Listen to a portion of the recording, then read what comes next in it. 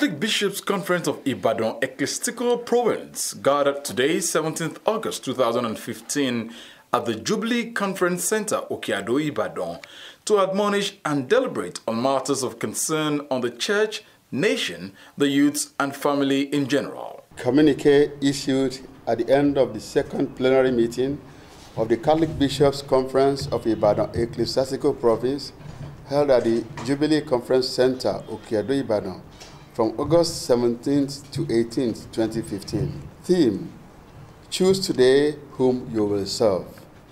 The Archdiocese, which comprises of Ibadan, Ondo, Ilorin, Oyo, Ekiti, and Oshogbo, gave thanks to God for their diocese and the country at large for a successful general election that was fair and less of violence and bloodshed. Preamble and Thanksgiving. We, the members of the Catholic Bishops Conference of Ibadan Ecclesiastical Province, comprising of Ibadan Archdiocese, Ondo, Ilorin, Oyo, Ekiti, and Oshogbo dioceses, thank God for His blessings over us, our dioceses, and our country, Nigeria, since we last met in January 2015.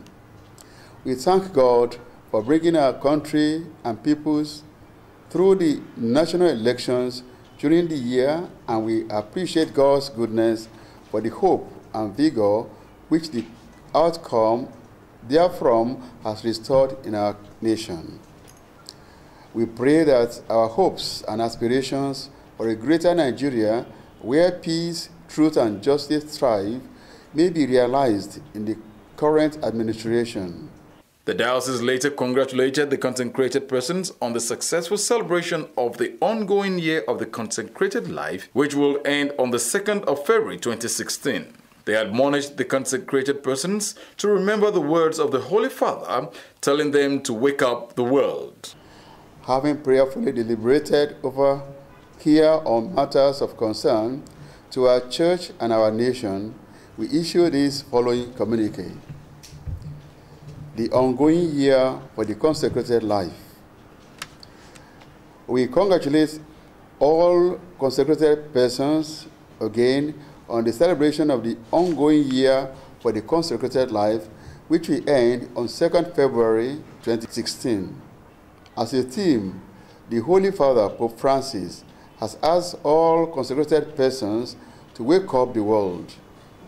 In the opening paragraph of his apostolic exhortation, Vita Consecrata, St. John Paul II also wrote, by the profession of the evangelical counsels, the characteristic features of Jesus, the chaste, poor, and obedient one, are made constantly visible in the midst of the world, and the eyes of the faithful are directed towards the mystery of the heaven. We urge our consecrated people to diligently work together towards the realization of these deep and patient words of the popes. In doing this, our entire province and the world will be pervaded with a rich fragrance of God's love and mercy. While thanking God for the success of the Ibadan Provincial International Pro-Life and Family Life Conference, which took place in June at the Pope John Paul II Center, Seat of Wisdom Chaplaincy, University of Ibadan. They enjoined all delegates, institutions, and dioceses to continue to infuse the grassroots and the general public with the life-enhancing fruits of the exercise. The Pro-Life and Family Life Conference. We express our gratitude to God and to all who contributed to the success of the Ibadan Provincial International Pro-Life and Family Life Conference held in June 2015 at the Pope John Paul II Center, Seat of Wisdom Chaplaincy, University of Ibadan. The echoes of the conference have continued to reverberate in our parishes and even beyond Nigeria. We enjoin all the delegates, institutions, and dioceses to continue to infuse the grassroots and the general public with the life-enhancing fruits of the exercise. We must continue to bear courageous witness to the love of God for humanity by sending His only Son that all might be saved. We commit ourselves to hosting more of such conferences to positively animate and energize our church and society in order to safeguard them from anti-life ideologies and activities.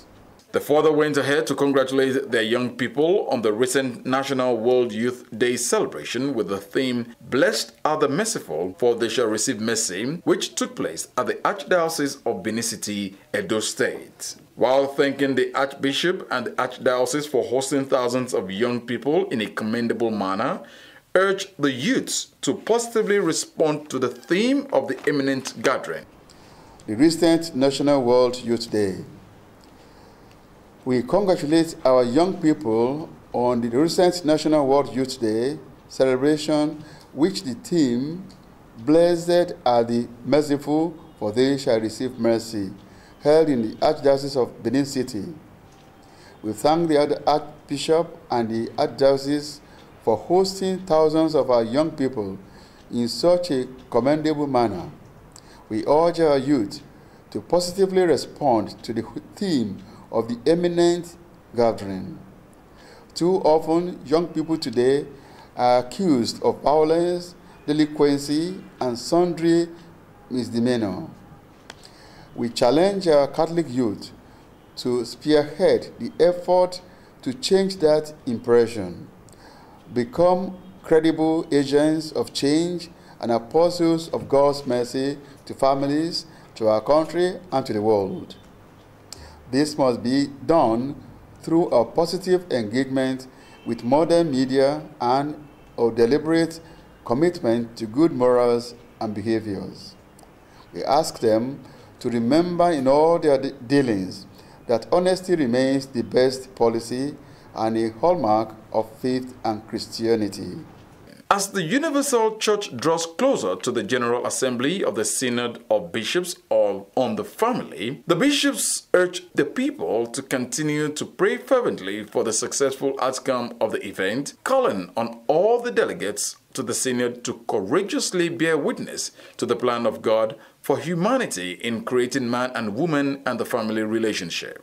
The bishops restated their unmitigated belief in the sanctity of human life and family life, emphasizing that it is the duty of civil authorities to ensure that all human life is protected from conception to natural end.